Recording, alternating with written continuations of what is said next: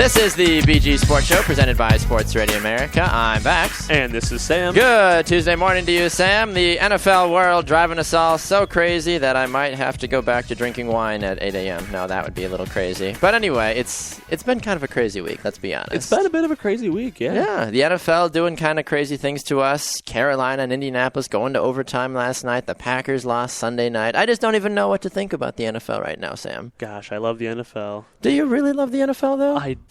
You love it so much that it just drives you crazy? If it was so predictable, what would we have to talk about? That's true. You and I wouldn't have a reason to get up every morning and do this wonderful show. Be like, all right, well, that team won again. Nope, that team lost again. Yeah.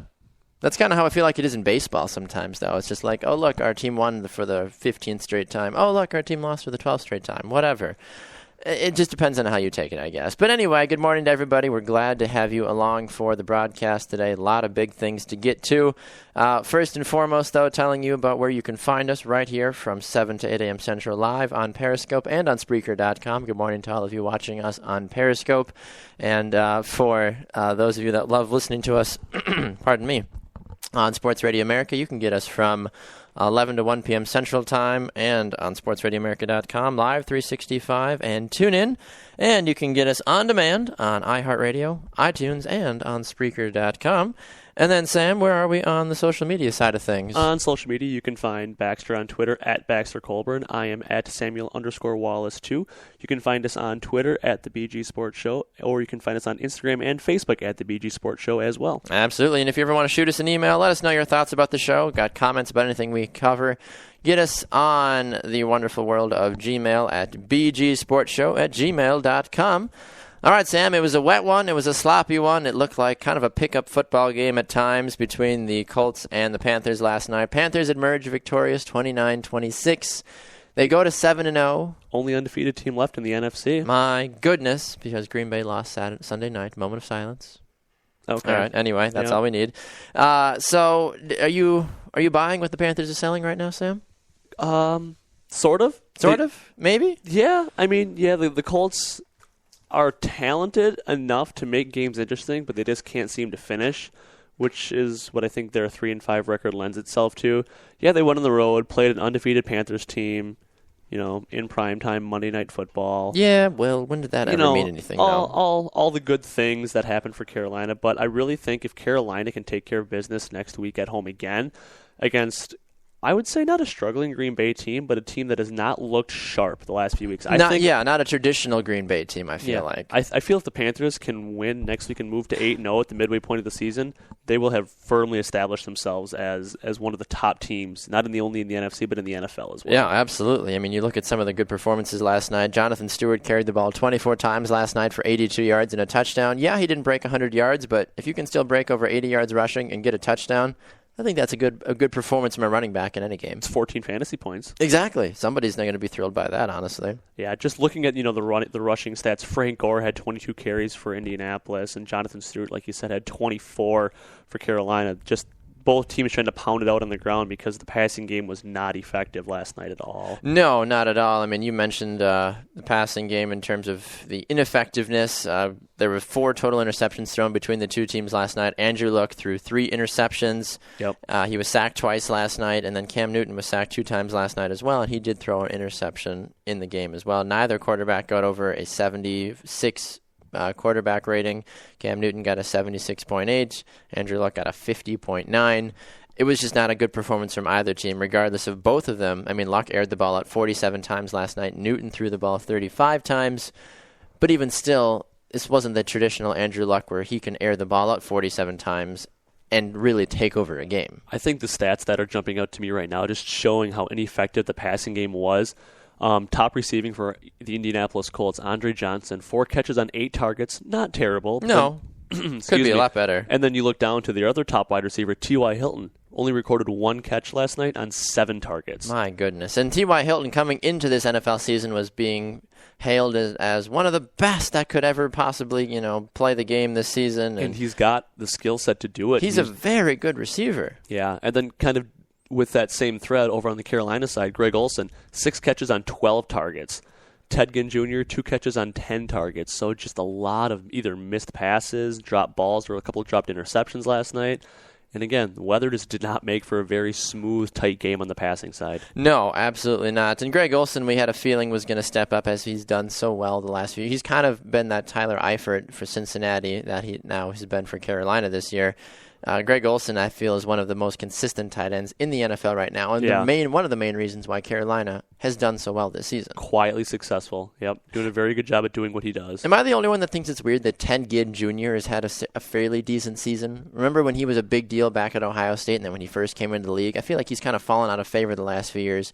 And now suddenly Carolina's like, look, we really need you to remember how to play football. Ever since Kelvin Benjamin went down, Ted Ginn was supposed to be kind of their second option, even behind Greg Olsen as well, even though Greg Olsen's a tight end. But it's been nice to see Ted Ginn step up because, like you said, he has had to become a more prolific threat on that offense for Cam Newton down the field. Yep, absolutely, yeah. You mentioned, though, last night, Sam, about the rainy conditions. I mean, there were a total of 5 fumbles between the two teams last night. One was lost by Indianapolis. Both of Carolina's fumbles were lost last night as well.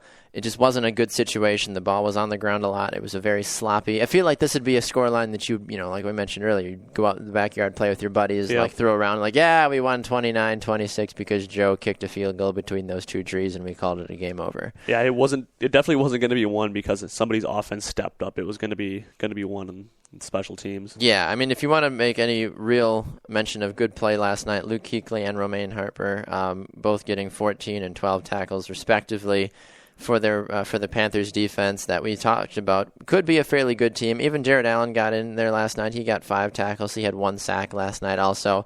Carolina's defense starting to put things together regardless of maybe not having all the big fancy names on the team in terms of, oh my gosh, they've got this fantastic play. This isn't the Panthers team that had Julius Peppers back in the day in his heyday. This is the Panthers team that has a almost done with his career Jared Allen on his team now. No kidding. But it has been nice when Luke Kuechly finally came back after a few games this season. He has been a godsend for that Panthers defense. Yes, yep, absolutely. He has been the biggest component back there for them. And we can see it in the stat line recording 14 tackles. That's a lot. Yeah, no, absolutely. I mean, 7 or 9 by himself, 14 total, 1 tackle for a loss last night. The man was all over the field, really making his presence felt, and I know Carolina is thrilled to have their leading tackler back on the field. Absolutely. So flipping it over to the other side, if you're Indianapolis, you're 3-5. Somehow, by the grace of the weird AFC South, you're still in first place.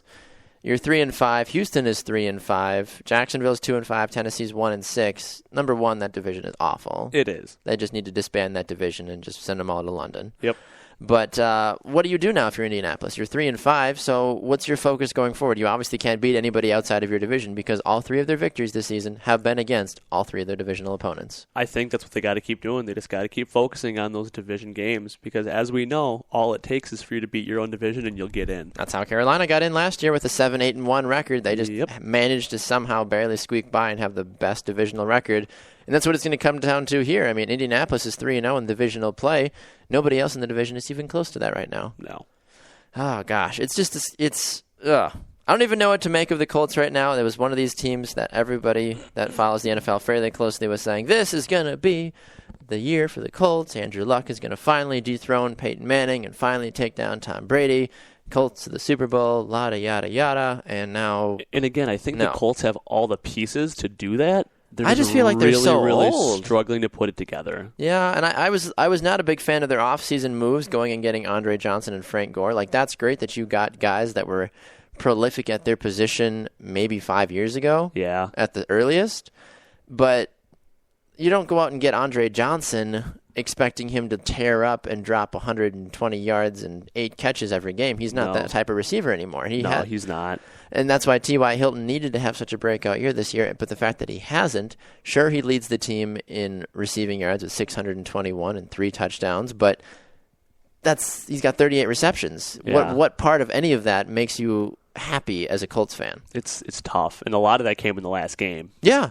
2 of those touchdowns and 150 of those receiving yards came in one game. Mm-hmm. So it hasn't really been from a spread consistency out. standpoint. It's not been there. It's not there. Andrew Luck hasn't even broken 1,700 passing yards this season. I mean, looking at where the team ranks in a lot of their different positional things as well. I mean, they're 14th in passing yards with 253 a game. Points for their defense has been allowing about 21 points a game. They've been scoring 21 points a game. Points against their defense is allowing 25. And then rushing yards, they're averaging about almost 100 yards a game, but that still ranks mid-20s overall in the NFL. Those numbers are not going to win you a Super Bowl. No, they're not. Yeah, so I'm not exactly sure what to make of this Colts team going forward, but I feel that they are going to find a way to make the playoffs, which is stupid to say, but I think in the AFC South, will. it's going to happen. Yeah.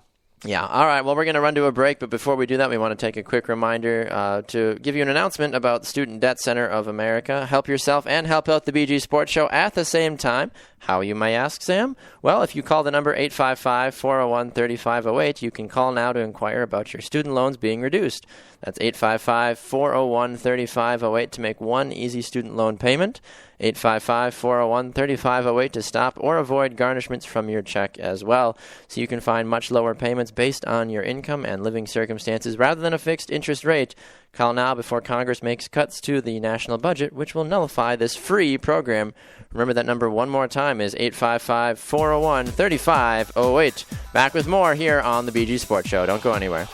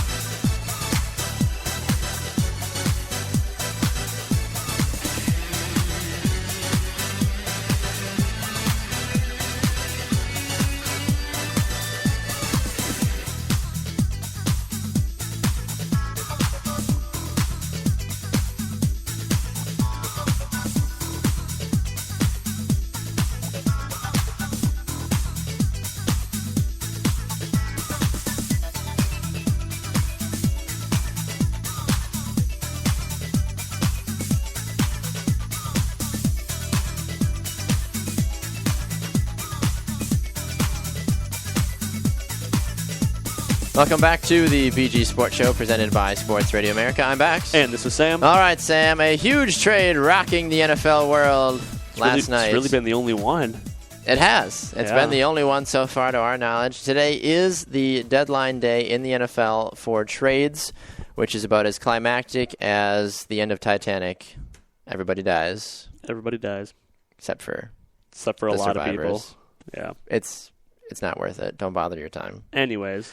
It's been very anticlimactic, and it's one of the times where other trade deadlines in other sports, soccer's got a notoriously awesome one because everybody and their mother is getting sold at the deadline day, it feels like. NHL's got a pretty decent one. Baseball's always a good one. Big ones as well that fly around. NBA's done fairly decent in the past as well. Yeah, teams gearing up for the stretch run. Yep, exactly. But when you talk about the biggest game in the United States, the NFL, even possibly worldwide, aside from soccer, but there's no drama when it comes to trade deadline day. No drama at all. It's too bad.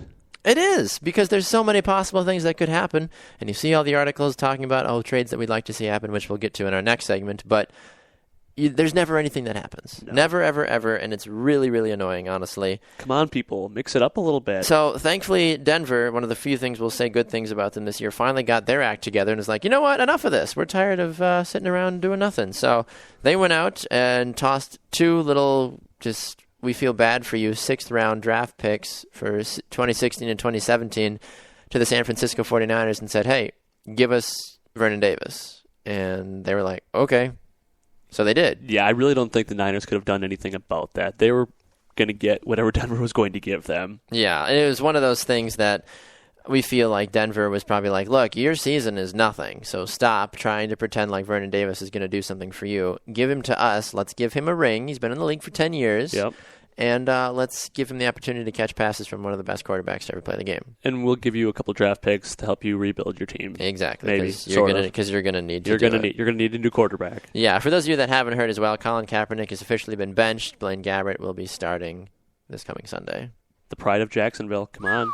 Yeah, what a great guy. He's coming. It is. So, Sam, looking at this move now for the Denver Broncos, does this move make them a Super Bowl contender? I think it does. I think it really does. You add a veteran tight end to a position on the Denver Broncos that is lacking, I think, more talent than it has. Yeah, they have Virgil Green. Yes, they have Owen Daniels. Shout out to the Wisconsin Badgers. Woo! Product there. But I don't think both of them just don't have that playmaking ability. I know a few years ago I had Davis on my fantasy team. Yeah. A number of years ago, and that was still when Colin Kaepernick was slinging it around. No one could figure out how to stop his play action, just him running over people, especially the Packers for a couple seasons in a row.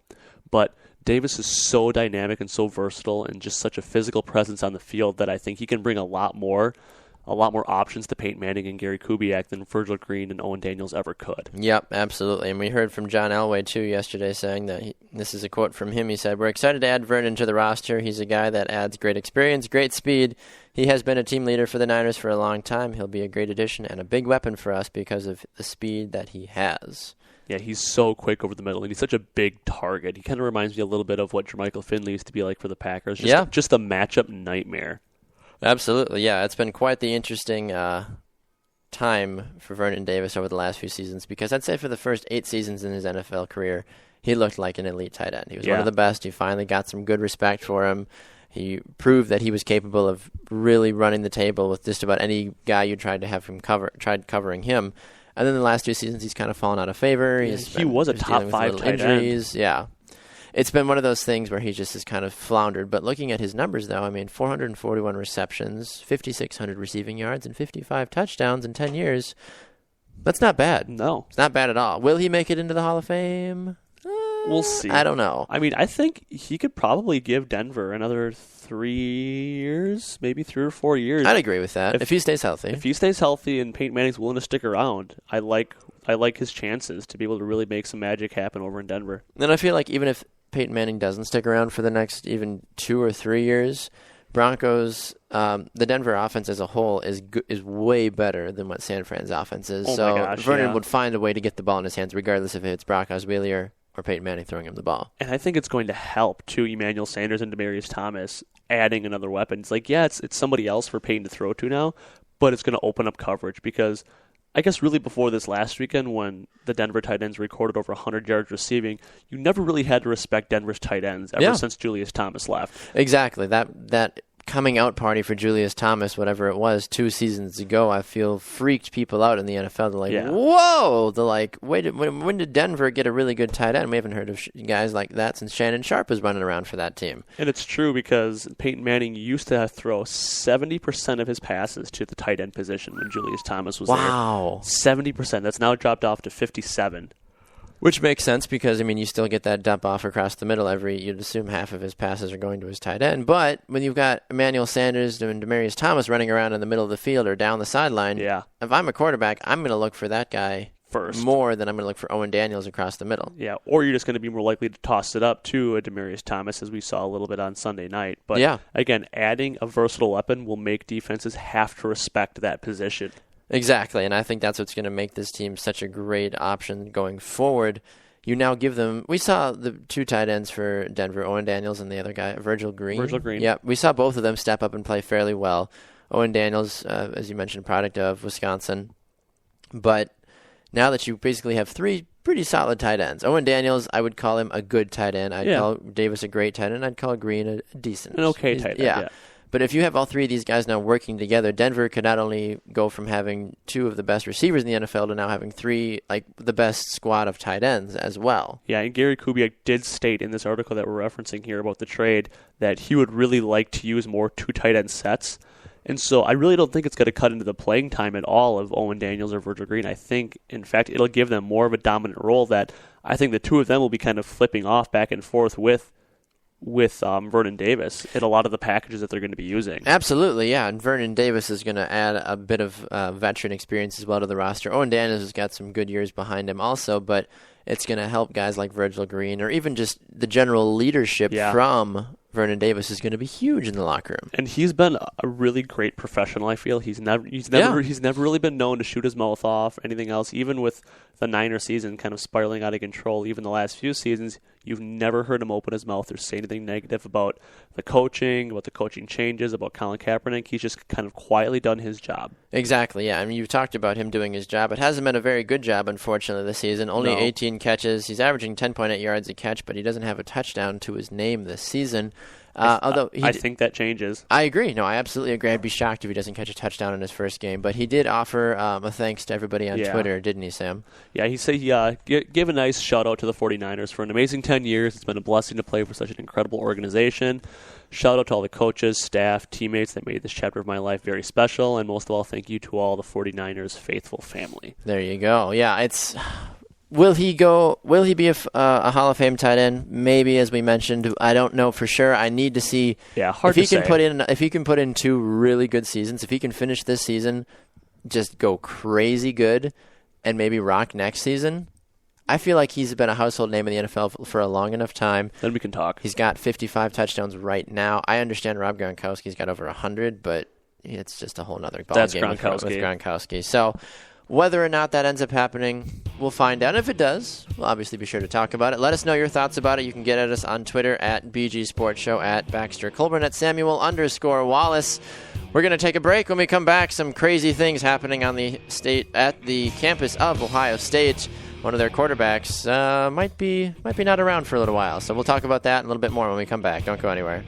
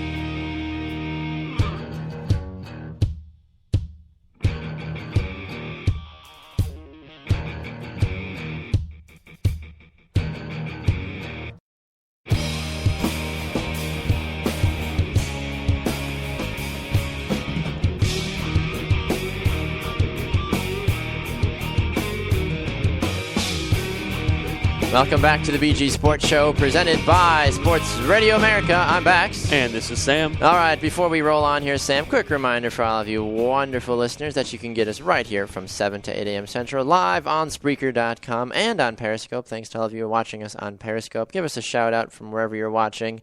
Let us know your favorite sports team and interact with us as well. We love hearing from you. We're also on Facebook at the BG Sports Show, on Twitter at Baxter Colburn, at Samuel_Wallace 2, and at BG Sports Show. All right, some other good things to get going here, Sam. Let's be honest about it. We never like hearing when college kids get in trouble, except when they're from Ohio State, because as Badger fans, we can laugh a little bit. But it's man, oh man. So for those of you that have not heard, J.T. Barrett, one of the many, many quarterbacks for Ohio State this season, he was arrested for OVI Just back on the 31st of October, he was arrested for driving a vehicle while impaired. He has subsequently been suspended by the team for the November 7th game against Minnesota. And since this point, it's kind of also spiraled out of control since that point. It has. It's unfortunate, too. And I respect Urban Meyer for really stepping up right off the bat and saying, all right, you are done for the next game.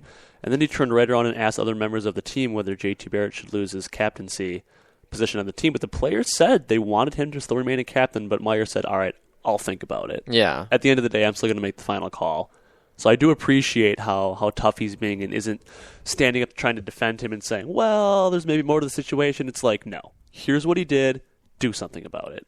Yeah, and I'm curious to know, and if you're the guys for Ohio State, how many of his buddies were probably knew of this happening too? Oh, yeah. Like, oh man, he's going out drinking. Oh, he got in trouble. Oh, well, shoot, coach is asking us if he wants us to kick him off the team. Well, J.T. Barrett, one of the household names on the campus of Ohio State. If I'm a lowly guy on the team, I want to make sure I keep good with J.T. Barrett. It's true. And it could kind of go from there after that point. It's too bad that college sports are really turned into like a business and it's like a sea and a mess of politics and things like kidding. that. I just think of that happening to the college you and I attended. If something like that were to happen, we'd lose probably, the rest of that season and potentially another season of eligibility. Yeah. Depending on the severity. I mean, it's not saying I'm bitter about it because thankfully neither one of us have had to deal with that on a personal level. But True. At the same time, it's like, come on, have some accountability for these kids. Exactly, and I'm sure we can have this conversation for hours on end about, well, if it wasn't Ohio State, if it wasn't Urban Meyer, if it wasn't J.T. Barrett, if it wasn't one of the most recognized names in college football right now, May it be different? would it be different? Unfortunately, you could probably. go numerous different ways on this, honestly. Yeah. One thing that is also happening is that J.T. Barrett will be losing one of his scholarship for a term. Ohio State clarified on that. It would be his summer aid will be revoked, not his tuition. So that was via Ryan Cooper of The Lantern and Bleacher Report as well. I would be curious to get the numbers on that, to know exactly what he's losing. Yeah, I would be too. I feel like losing tuition, that's a big deal, especially at a big D1 school when you're under scholarship, things like that. But I think of summer aid. I'm just thinking, so the money that he would have to pay to stay on campus during the summer to work out, basically. Mm-hmm. So I don't know. We'll see. I'm only assuming. I'm just curious to know what those numbers would actually come out to be. Yeah, and looking at this fee too, the court will also show that the open balance of the ticket against him is $97 for the booking, $39 for state fees for moving violations, and $58 for his imminent court appearance. That's all just like household items that need to be paid. Yeah, no kidding. So I'm glad that they're actually doing something about this, but in what regards, though? Because I'm sure if this was the NFL, the guys would pay their fees. They'd be like, all right, I'm missing the game, whatever. I'm making millions and trillions and billions of dollars, whatever, a game. I don't care. Yeah. Is this going to be a teaching point for Urban Meyer and his guys saying, look, because Urban Meyer, to our knowledge, doesn't put up with any kind of crap from anybody. No, and for as much flack as he draws from people, no matter where he's coached, I think he's done a really good job of just maintaining overall credibility in his players, and he's done a really good job of teaching his players. And one thing that Urban Meyer told reporters about the incident, that a lot of it makes him, quote, question Barrett's decision making. And he said JT is going to have to deal with something he's never had to deal with before. Urban quoted, he said, now there are some questions of who he is and who you are as a person. And I'm hoping that, if a coach that I highly respected and looked up to and was one of the best coaches in college football, if suddenly he was questioning my character, that would really hit home for me. Oh yeah, personally. No, absolutely, I agree with you on that one. I mean, you're being called out for your stupidity, and it's one of those things. I mean, I feel like it goes without saying, but so many people do it anyway. Don't drink and drive. Don't do anything stupid like that. Don't do anything that's going to put your life or others' lives in danger, especially after you've had something to drink. And I do find it interesting, too, that because of the amount of depth that Ohio State does have on their team, Cardale Jones is still going to be starting at the quarterback position, but quarterback turned wide receiver Braxton Miller will be listed as the backup. Yep. No real surprise about that, honestly. Yeah. So if I'm going to turn it in a different perspective now. So if this is your son, if you're J.T. Barrett's father, Sam, and you hear about all of this, do you, as J.T. Barrett's parent, take extra action on your child? See, that's the part I hope I never have to deal with, because I don't know. I think, unfortunately, I might just, not to not be a parent, but just defer to his coach and say, hey, you have more probably sway and weight and, more opinion over my son now than I do. It's your call. I mean, obviously I would want to work with Urban Meyer and things like that, but it's almost unfortunate because of the spotlight that JT Barrett is in now, just due to his success and his position on the Ohio State football team. You almost can't say as his parent, like, well, you're grounded. Well, yeah, obviously. He's an adult now, technically. We're revoking he's getting a full ride, so like, what can you hold over him as a parent? Yeah, you can't take away his financial aid. That is his school that takes care of That's the government that provides that for him as that aspect of it. I mean, you can't go as a parent and say, I want to decline my son or daughter's student aid. I think you might have some pull on that. I always forget the application process for all of that. But it's tough. Yeah. It is. It's very tough, and it's kind of concerning, too, because you're like, all right, well, what can be done to make a point? Because he's going to pay his ticket. He's going to be suspended a game, and he's probably going to be right back out on the field. Like, all right, I can drink, I can drive, I can miss a game, whatever, no big deal. Has he really gotten the message? I don't feel like he has. Yeah, and I guess we'll see. Exactly, and this is him coming off of a game, too, where he made his first start for the season for Ohio State against Rutgers. Played really well. He did. He looked incredibly well. I mean, he went 14 of 18, 223 yards and 3 touchdowns in a 49-7 victory. He also gained 101 yards and scored twice on the ground as well. Five total touchdowns. Jeez. Yeah, he looked really good. He looked very good, which is concerning. So if you're Ohio State, you're like, all right, well, we may have lost one of our best players now, but they have so many guys at quarterback. I'm not even really – if I'm Ohio State, I'm not really worried. I'm just really worried as a whole about the message this is just sending to the other players on the team, the underclassmen, other athletes across college sports as a whole. Yeah, it's going to be tough. Unfortunately, I don't think anything's going to happen to them as far as the team aspect of the recruiting because they're Ohio State. I think this isn't going to affect anybody. No. I mean, I think it would take something a lot more earth-shaking to really upset Ohio State as far as recruiting and things like that. But at the end of the day, they're still going to be one of the top prospects for high school kids to go play football. Yeah, no, I agree with you on that one. And I wonder if this is another way to look at things, too, is that because it is Ohio State, this is why it's garnishing so much media attention. If this was, no offense to any of these other smaller Division I programs, if this is SMU or Old Miss or...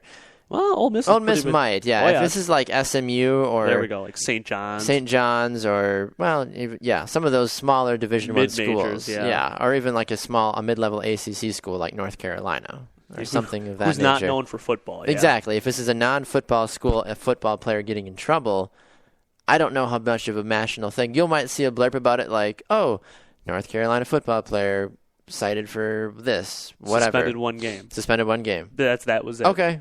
Cool. Hope whatever. But Hope again, he gets his act together. It's the same thing it is in the NFL, though. I mean, if some offensive lineman, third-string guy on Jacksonville Jaguars gets cited for this, it's one thing. But if Peyton Manning gets pulled over for having a few too many drinks after a game, dear God, everyone will know. Absolutely, and that comes with being a popular player. And that does, and they know that. Exactly. They know that. Exactly. Great power, great responsibility, Spider-Man, blah, blah, blah. All that crap. All right. So whether or not Ohio State really suffers from this, I doubt it. I don't think this will have any real repercussions for the team going forward. I think they're going to continue to roll on with their great season that they're having so far. Just a little hiccup. Exactly. And I'm sure tomorrow when we have Fansided.com's Chris Gibbons on the show, I'm sure he will have some things to talk about, this being one that follows the Michigan Wolverines fairly closely. Exactly. So I'll be curious to hear what he has to say about this as well. So we're going to jump to a break. When we come back, hopefully, I doubt any of them will happen, but what if? I hope some do, actually. What if some of these trades that we're about to talk about actually happen today on NFL Deadline Day? We'll talk about that when we come back. Don't go anywhere. BG Sports Show.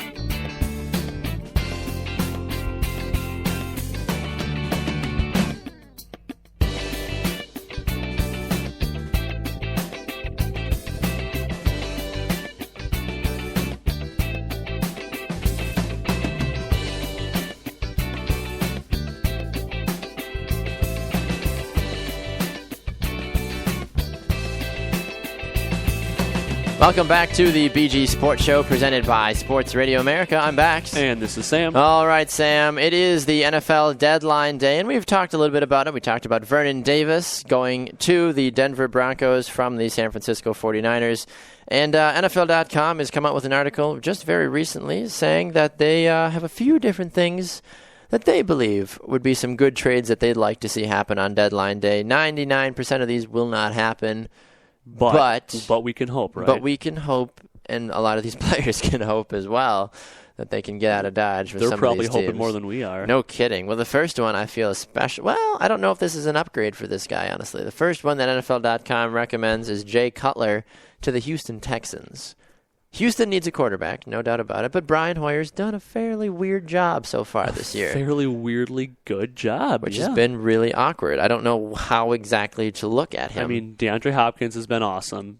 I think every quarterback would love to throw to him right now, but I think that the Texans need Jay Cutler more than Jay Cutler needs the Texans, honestly. I agree. I think, growing up and being raised a Packer fan, you've learned to hate the Bears. You've learned to hate Jay Cutler. But the more, I guess, I've kind of taken a step back to look, Jay Cutler is a very, very talented quarterback. He is. No, I absolutely agree with you on that one. He's just as likely to throw for 400 yards and 4 touchdowns as he is to throw for 100 yards and 4 interceptions. Now, it's too bad. Yeah, and I'll ask your opinion about this because I was a little shocked when I heard it when somebody brought it up to me the other day. A good friend of mine that I was eating lunch with the other day they said that Jay Cutler has the strongest arm in the NFL. Not the most accurate, but if you were to stand at the goal line and line all 32 starting quarterbacks up and say, all right, take a ball and whip it, that Jay Cutler would have the farthest throw out of all of them. I would definitely put him top 3. I've always considered Jay to have just a wickedly strong arm. I can think back to a couple different games of watching him play where he's rolling out of the pocket and he just stops, plants, and unloads, and that ball, I swear it flies like 75 yards. Oh, yeah. He's got a fantastic arm. It's unbelievable. Sure, accuracy might not be there, but yeah, if you put... And this friend of mine, too, was saying that he's like, I think he's got a stronger arm than Rodgers. I think so. I have no problem. Rodgers isn't known for his arm strength. He's known for his pinpoint accuracy. Yeah, no, I agree with you on that one. Another guy that I think is brought up, too, with arm strength might be Matthew Stafford as well from the Lions. He's got a very good arm. Just a cannon. Brady's really accurate. I don't know if he's got the arm strength. No, he's got the arm strength to thread the needle, but not the arm strength to say, all right, go 80 yards down the field. Yep. Boom. Cam Newton had a really strong arm coming in. Jameis Winston, we've seen spots of him this season, too. Yeah. Really, really strong arm also. A lot of these young guys now can just torque it down the field, but Cutler can still do that. I think so. I think a better spot for Jay Cutler would actually be the Jets. I think the Jets are a team Jets. Exactly. The Jets are still a relevant team right now, but they could fall out of relevancy quickly if they don't get something to help fix Ryan Fitzpatrick's left hand. It's true. You'd like to see Jay Cutler throw the ball to Brandon Marshall again. I think that could be fun. Good connection there. You'd also have Eric Decker. Yeah, he would have some fun weapons. I agree. I think the Jets would be a better spot for him than the Texans. Exactly. Another one that folks are talking about, although this is highly unlikely, especially now due to the injury, but the Chicago Bears trading Matt Forte to the New York Giants. See, this is an odd one. This one I'm not really quite understanding. Yeah, I'm not for sure exactly how to make this, and I'm going to ask you this question too, because I heard this on the radio this morning that as I was listening to some trade deadline news on the way in, but one of the hosts that I was listening to on Sirius XM was saying that he would never, ever, ever trade for an injured player. Yeah. And I get that, but it depends on, number one, the severity of the injury. It depends on who that player is. I wouldn't trade, I guess. Forte is in the latter half of his career right now. Yes. I think there's no question about that. I think he's still got a number of good years left in him, but he's definitely past the midpoint. As far as trading for an injured player, I guess Matt Forte is one that I would trade for. I would too. Especially if, the Giants don't have a whole lot right now going for them on the running game, and they're still trying to stay relevant in their division, and they are. And I think anything could happen out of that division, similar to the Colts division we were talking about earlier.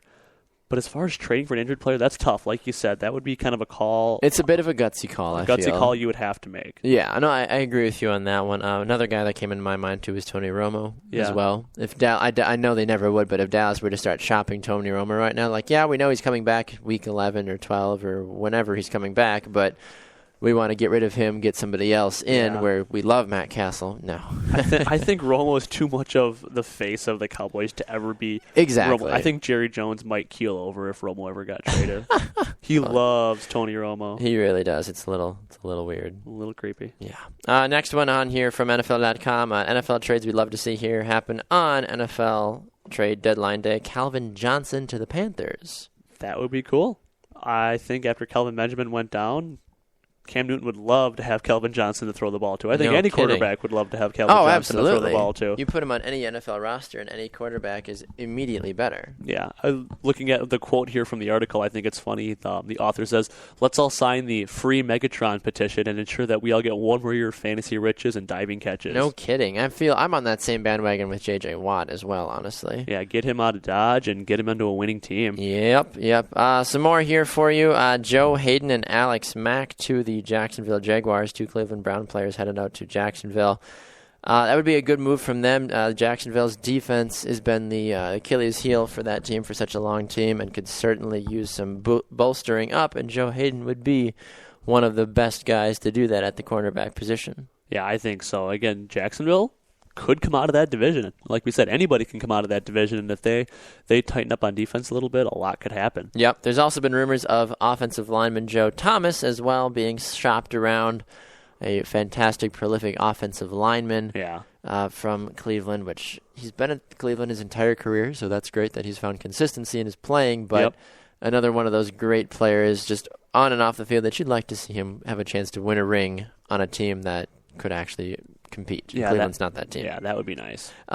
This is a bit ironic. Vernon Davis to the Broncos. It happened. That happened. So the article isn't totally just wishful thinking. It isn't. No, it's and they go through here and they give credit to update. Dan Hanvis, the guy that wrote this, is a savant. Yep. Let's be honest, that was really lucky. Good for you, Dan. Go Good for Dan. you. I'm sure he'll be drinking in his spoils and his riches after that one. The other one that they have here on the article is Doug Martin to the Carolina Panthers. Interesting. Do you like that idea? I don't. Simply for the Panthers. I mean, the guy talks and says, yes, Jonathan Stewart has busted out in recent weeks, but hasn't played 16 full games since 2011. True. So we're only going to assume he'll get dinged up at some point. But at the same time, I do like what the Panthers are doing. I think they found a consistency of the players that they have, and they're really just kind of formulating a game plan around the strengths and the consistency of the players that they have. So yeah, Jonathan Stewart isn't probably going to be a guy who's going to give you 100 yards week in and week out, but like we saw, 80 yards on the ground in a tough, muddy game, still got into the end zone. I like what they're doing, and I think they should keep with what they're doing. Yeah, I'd agree with you on that one. Another big one that I'm just curious to know about is San Francisco going to try to get rid of Colin Kaepernick now that they've benched him? I don't know who wants him. And honestly. That's the thing. I feel like a team would have to approach San Francisco and say, look, we feel like we can take care of him and actually make him something relevant. That's true. I think, like you said, I think it would take a team to know the skill set and the abilities that Kaepernick has, and like you said, go out and get him and say, we feel we can give him an environment in which he can be as successful as he was when he first burst into the NFL. Yep, no, I agree with you on that one. All right, well, flipping from the NFL to fantasy football for a moment. Some of you've already been playing fantasy football for about 8 weeks now. Some of you are like Sam, where you're riding hot. You're 7-1, right, Sam? Yeah. My team is 5-3. I'm trying to get stay consistent going forward. But who might be some players? Is it at this point in the season where you start swapping some players? Start maybe pulling from some of the guys that have only got 1 or 2 wins and saying, look, you don't need that 1 or 2 studs on your team. I'll give you some mid-level guys so you can maybe go 500, but I've got a better shot at winning. It's tough to say because now we're in that part of the season where we're really starting to see injuries, especially this last weekend. Yeah. Bye weeks start to come up, and now we're starting, because our season runs only through the end of the regular season in the NFL, so we only got a few more weeks left before we start our playoff run. So it's tough. I think you probably got to give it another week or two yet. Let us get through 10 weeks, and then we'll probably have to start talking, to other guys in the league and say, do you really need that guy on your bench? Do you need him in your starting lineup? Yeah, it's tough. It's like, a lot of teams on the trade deadline just gearing up for the stretch run, making the run for the playoffs. Yep, exactly. And I think some of the names that are being talked about as possible names to shop around, Adrian Peterson has been one, Marshawn Lynch has been another. Basically, any running back that was supposed to be a top-tier running back this year is being rumored as a guy that needs to get shopped around right now. Exactly. Is there anybody on your team that you might be willing to shop around? Because you've got a fairly good amount of guys on your team. You've got Devonta Freeman, Demarius Thomas, Alshon Jeffrey even on your team. Yeah. Are any of those guys that you're looking to maybe shop around, or are you going to be looking to maybe trade some of your other guys? Hard to say right now, honestly. I was happy with how this last week turned out, especially with Eli Manning and Drew Brees getting into a shootout. That was a lot of fun for fantasy. Yeah, no kidding. Shout out to Vinatieri for getting 17 points for a kicker last night. That was great to see. But I like where I'm sitting right now. I made some moves early in the year and made a great move in time to watch Jamal Charles limp his way off the field into the sunset. But as far as, I don't know, we'll see. I got a couple extra wide receivers on my bench that I might try to do something with later on down the line. Okay, fair enough. We'll wait and see. Okay, all right. Well, yeah, same for me too. I've got guys like Adrian Peterson on my team. A.J. Green I traded for already, so I'm not really looking to get rid of him. I've got the Broncos defense, which might come in handy for a possible big-level player, but not exactly sure about that one. So, all right. Well, Sam, you got to take off and get to class, so I appreciate you stopping by, sir. Absolutely. And we also want to take a moment to thank one of our sponsors of the show as well, Student Debt Center of America. So if you want to help out our show and help out yourself at the same time, you can do that by calling 855-401-3508. You can call them to inquire about your student loans being reduced. It's 855-401-3508. You can start making easy loan payments right now. That way you don't have to be swallowed up in your student debt for years to come like Sam and I unfortunately probably will be. That's all right. Exactly. That number one more time is 855-401-3508. Call now before Congress makes cuts to the national budget, which will nullify this free program. Back with more here on the BG Sports Show. Don't go anywhere.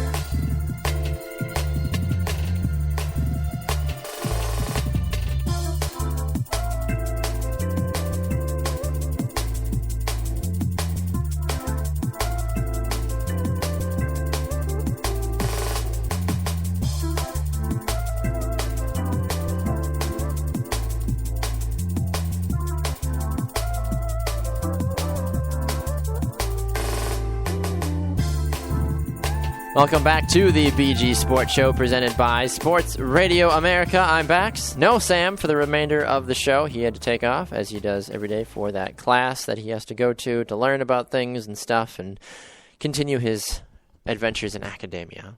All right, well, I'm going to wrap up the show today by talking about one of the guys that you might want to keep an eye on in the NBA. His name is Steph Curry. You may not have heard of him. You may have heard that he played at Davidson. You may think, well, he's 27. He plays for a team called the Golden State Warriors. He's only 6'3", 190. He's very undersized. He's got a significant disadvantage in playing in the NBA because his speed is, all right, and his shooting is decent, and he's just one of those players that you maybe might want to take a chance on to figure things out. Maybe in your fantasy team, possibly, or even just going forward as a whole. So, no, that's all total BS. Honestly, Stephen Curry is having one of the best seasons of his life, and he's only played 4 games this season. He's looking like one of the best players again in the NBA. You look at it; he's averaging 37 points a game right now. He's averaging 5 rebounds. And he's also averaging 6.3 assists a game right now. Look at his scoring numbers. He's dropped 30 points last night in a win against Memphis. He dropped 53 against the New Orleans Pelicans back on the 31st. He dropped 25 against Houston, his poorest performance of the season. 25. Remember when that was a bad thing? And then he scored 40 against the Pelicans on opening night back on the 27th. He is playing outside of his mind. He looks like the very best player in the NBA right now. And there's really no way to look around the fact of just how important he is to the Golden State Warriors. They have a fantastic opportunity to come back and win another championship this season. They didn't really lose anybody in the offseason. Say what you will about David Lee leaving, but David Lee is not a vital part of that offense. They still have they still have Klay Thompson. So the Splash Brothers are still together doing Splash Brother things, scoring multiple three-pointers a game. This team is one of those teams that will be very difficult to slow down. You even look at Steph Curry's three-point shooting. He shot 500% 50%, excuse me. 4 for 8 last night against Memphis. He went 8 of 14 against New Orleans, 4 of 9 against Houston, and 5 of 12 against New Orleans again. So for the season, he's averaging a little over 48% of his three-pointers made right now. He's looking very, very good. And it's hard to really look around him and say, well, he's a decent player. No, Steph Curry is the real deal. He's only really blasted onto the scene in the last maybe 2 years. But he is taking the entire NBA by storm and proving that he is one of the best in the game.